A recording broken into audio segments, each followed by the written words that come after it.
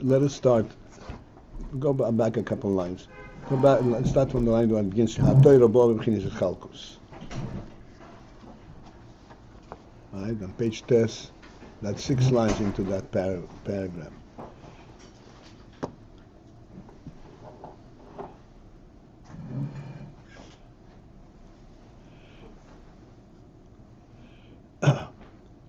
So he started saying, the Chazal say, do not judge the status among mitzvahs, because they're all equal. So the Rebbe says this equality of mitzvahs applies to the ratzon sheba mitzvahs, but not in the time of the kavanah.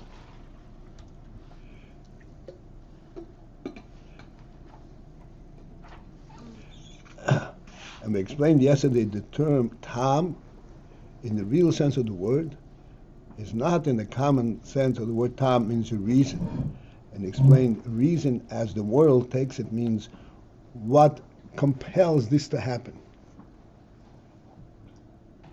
And that compelling is really a totally superficial thing, and it's a false thing. It is in that how does this survive, essentially. But we are not dealing with that level at all. Everything survives because the Creator created it and gives it a presence. It is the Creator's presence in everything that gives survival to everything. And this presence, the Creator presence, this is the tam, this is the Ayin that can exist in everything. So in mitzvahs also there is the ratzon mitzvah, and then the tam v'kavanah. This is the difference between the mitzvah and Torah. So he says shehatorah, we have shehatorah bo b'chinas chalkus. Torah comes in a hischalkus manner, which means Torah applies to all things individually. Shekol inyone haTorah, everybody has a place, right? Shekol inyone haTorah yesh b'hem chilukim. All inyonim of Torah have distinctions. Bebchinas oil hachochmah shebahem. Distinctions, not that they are just different inyonim, but there is the oil hachochmah that enlivens them, that brings godliness into them. There is a difference between different things, among different things. Yesterday we explained a little bit the oil ha-chochmah, why chochmah, and just very briefly, because we discussed it yesterday. Chochmah, this is the tip, the highest level, what's called seichel, which actually means the beginning of worldly existence.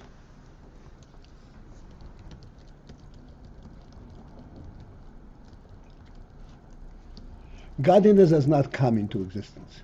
Godliness is, as the Rambam says, motzirishim. This is the reality itself. World comes into existence. Chochmah, as pure as it is, has this element of coming into existence. As we've illustrated this in the physical, representation of Chochmah, is sight. Sight is such an automatic thing. It's not. You're constantly looking at something. You can close your eyes and not see it. This is not the primary existence. It's as pure as it is. It's not a primary existence.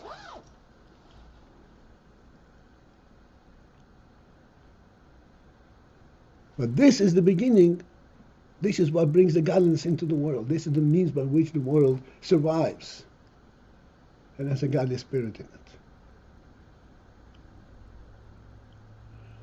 That it has the Chochmah that relates to godliness and also worldliness. in the sense that it has this element of at the beginning of this. When does it come from? This is the meaning of the word tam, the real tam. Tam means what gives it life. Above that, nothing gives it life. It is life itself.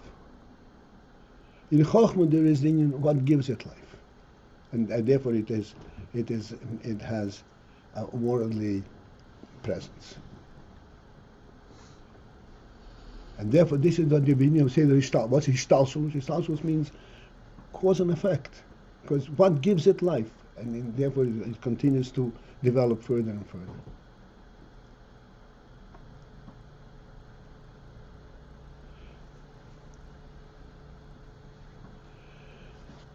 So in Torah, in all the Torah, there is a chilukim b'bchinas oyer ha-chochmah shebahem, in the aspect of oyer ha-chochmah. Again, let us reflect on the word oyer ha-chochmah. Oyer, as great as it is not a compelling element.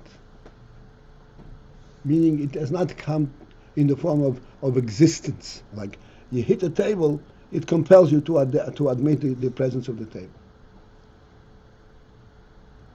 Its very existence. This is a created entity that you can't ignore. Oyer, it does not have that element at all. How then do you recognize Oyer? You recognize Oyer because of the truth that it brings out.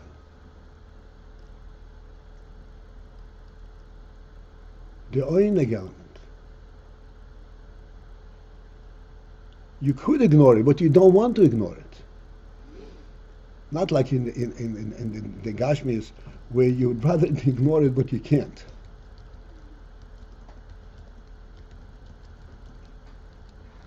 The world has succumbed to that element. Oh, this is the reality of the world. It's the reality of the world, but it's not real.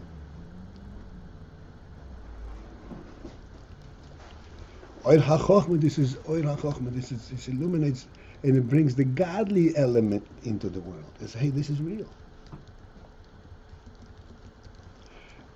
This oyer ha-chochmah that comes through in Torah, because it is already at the level of Chochmah, it has distinctions, it has all kinds of different levels. And everything in Torah, every mitzvah in Torah has a different level, a different quality of the Oyer HaChochmah in it. The ratzon in that has no distinction. But the Oyer HaChochmah that illuminates mitzvah, there is a difference.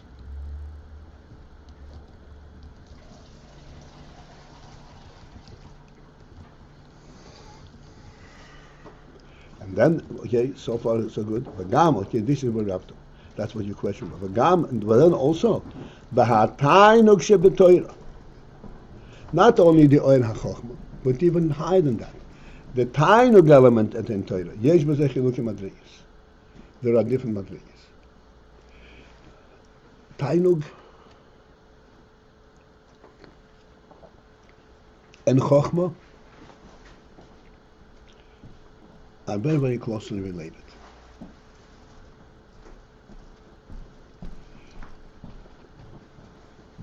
Tainug is the pnimius of Chochmah.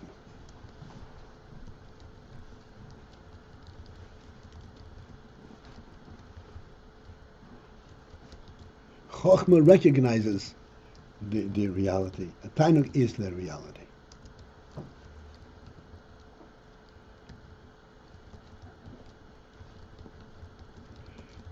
So even the Tainug, the Esem HaTainug, like ratzon, does not have distinctions. But the Tainug Sheb B'Torah, the Tainug that comes into Chochmah, there are differences. Because as you said, Chochmah, the pnimius of Chochmah is Tainug.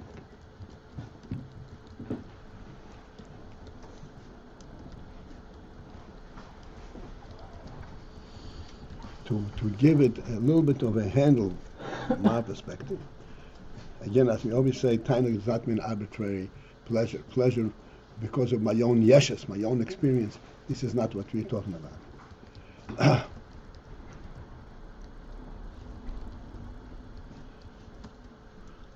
the principle of Tainug.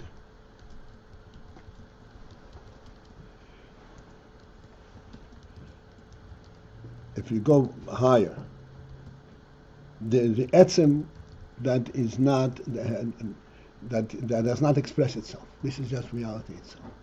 There's a motzur issue. You have to remember things that come from a primary reality. There is not a question of where does it come from, how does it sustain itself. This is the reality itself. Tainug is the experience of that reality. That's Tainug. That reality cannot be recognized in Chochmah, cannot be identified. But it can be experienced at the level of Chochmah, at the level of Oineg. That Oineg has no distinction here. You have the Etzem, has no different madrigas, different chilukim madrigas. But that Oineg further expresses itself, is contained in Chochmah, which allows it to be recognized at the Chochmah level, which is already a seichel. There, the Chochmah has subdivisions, and the Oineg, the underpinning of Chochmah, also even the Oineg Shebazai has a difference.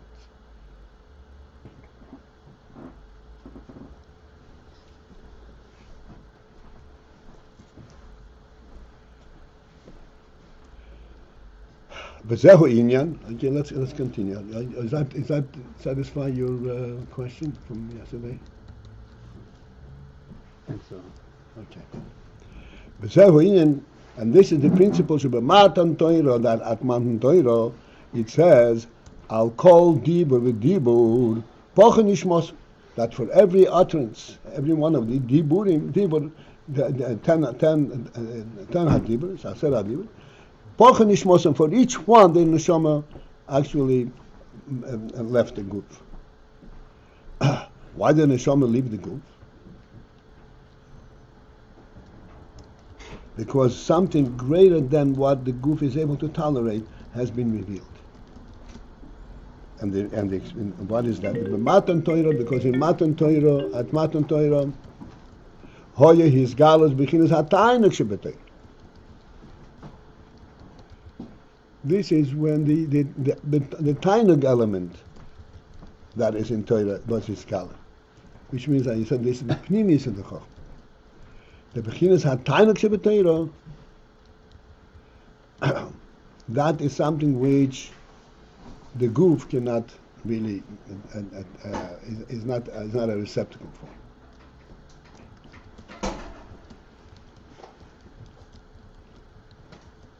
Like we said before, Chochmah, as pure as it has some kind of a similarity to the worldly presence, in the sense, it comes into being. There's a beginning and a middle and further. Tainug does not have that. Even the Tainug Sheba Chochmah does not have this. Tainug there is no. In Chochmah, you say, what's the reason, what's the time of the Chochmah? In Tainug, you can't say what the time of the Tainug. This is why it is, in the guf, there is no means by which it can relate to it. This is a porcha nishmos. But our emphasis is in the fact that the whole dibur with dibur, that in each one of the diburs, individually, separately, and differently, yesh tainug protu miuchad. There is a specific and a unique tainug in each dibur. This meaning that there is distinctions in tainug itself is not in the tainug, is not in etzem tainug. There's a tainug as it is in Torah, a tainug as it is in Chochmah. The premise of the Chochmah, tainug, that enables Chochmah, that level of tainug has distinctions in different madrigas. This is why I'll call dibur with dibur. This is why each dibur caused another evaporation of the neshama.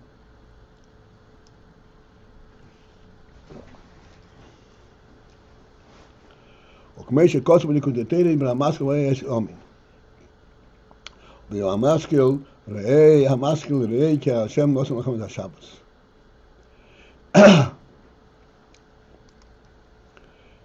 Okay, this is discussing the Torah. This is the way it is in Torah. As we are saying that Torah and mitzvahs, this is the distinction between the etzem mitzvahs, and the ratzon mitzvahs, and the seichel and the chochmah mitzvahs. But then on the other hand, the mitzvahs, in contrast to Torah, mitzad haratzon ha'elin shebahem, from the perspective of the ratzon elyon that is in mitzvahs, kulam shavim. They're all equal. And that's why the Gemara says, Al tiyeshev v'shoykeh b'tmesem b'mitzvah shal mitzvahs. That you must not judge the mitzvahs because they're all equal. That is from the perspective of ratzon. An interesting Ayin that we see here clearly is that although ratzon and Ayin are both basically on the same Adar, even essence in the same Adar, both representative of the etzem, but how these two inyonim are reflected further down, there's a difference. Ratzon does not tolerate any distinctions at all, any differences at all. Ratzon is equally powerful at all levels, no matter how far it extends. It's with the same intensity. Ayin does permit differences. There's a deeper and greater Ayin in one thing and over another. That's why in Chochmah, which is underwritten by Ayin, there is differences. Chochmah is underwritten by Tainug, not by ratzon.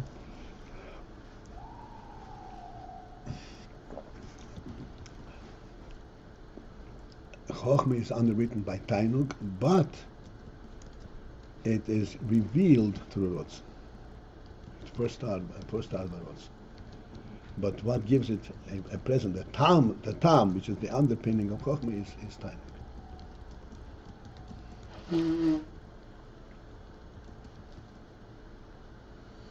And maybe it's beyond the scope of this discussion, but it would seem like Tainug would equally not be differentiated, not land up being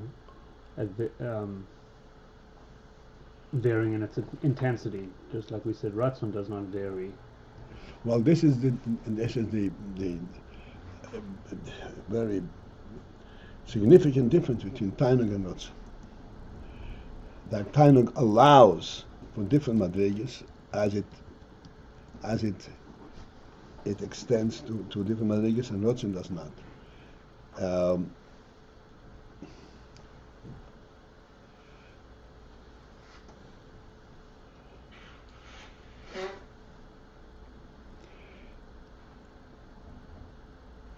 There's a whole discussion about Tainug and ratzon, and there's a profound question: which is higher, ratzon or Tainug? And in Samach Vav, that we learned here a few days ago,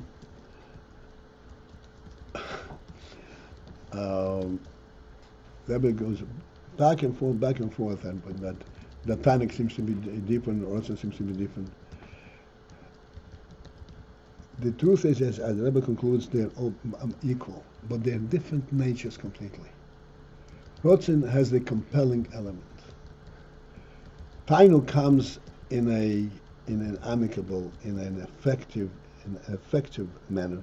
Ratzon comes in the compelling, in a directive manner. So in the sense that it is a directive, Ratzon represents the etzem even more than time.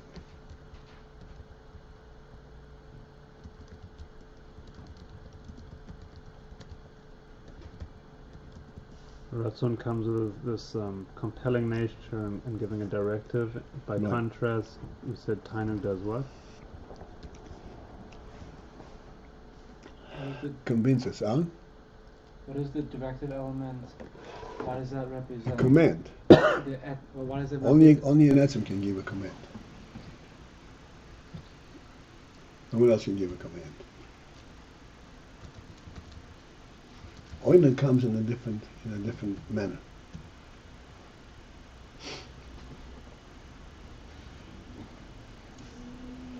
That's why Oinig,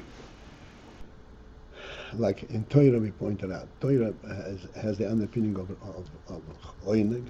And that's why Torah descends down, all the way down. That's to do with Oineg? That's because that's the Oinig element. Torah is like I compared it to Mayim, that Yodi Makim Gveil Makim Nomach. Ratzon does not attend to the lower level or the higher level. From the Ratzon perspective, there is no distinction between, like in the example in Halakha, between the 5-star general and the foot soldier. For Ratzon. Even though it's the directive of the king that reaches the common guys. It's the command of the king that Yeah, specifically... the same command. The 5-star general is under the same compelling command as the foot soldier. Right, which would seem to indicate this command of Ratzon does a better job of going further than Tainug, which we said comes all the way down. Oh, that's what you mean. Yeah, but that's not going further, because it doesn't really relate to it. Only relate to the law material, and gives it a presence, gives it a means to relate to it and to appreciate it. Ratzon does not. And if Tainug is, let's say, so potent like that, what's it lacking that Ratzon has? Say again? Tainug seems to be so effective. It comes to this lowest level and relates and it allows one to relate to it. So what's lacking that Ratzon is kind of needed or has an element?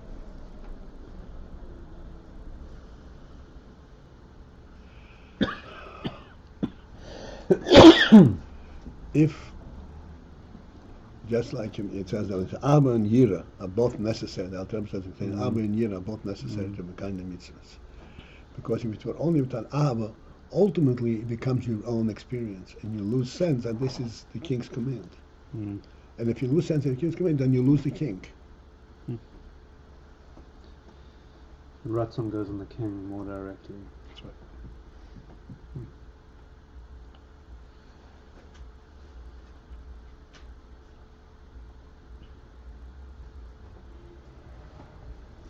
This is a common error, I'd rather appreciate it. What do I need to be commanded to?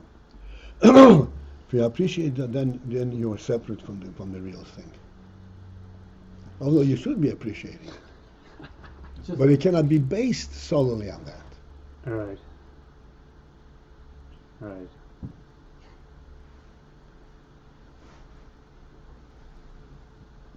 It sounds like he is relating to God still. I mean, No, he's not relating to God. He's relating to the godliness that he can appreciate.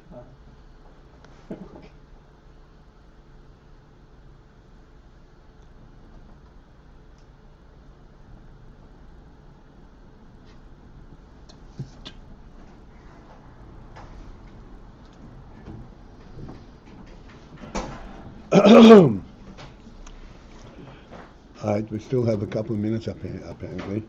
V'chein. No, we don't have time. I don't know what happened. My watch. Okay, gentlemen, this will be it for today. I think we've covered this couple of lines here. Have a great day.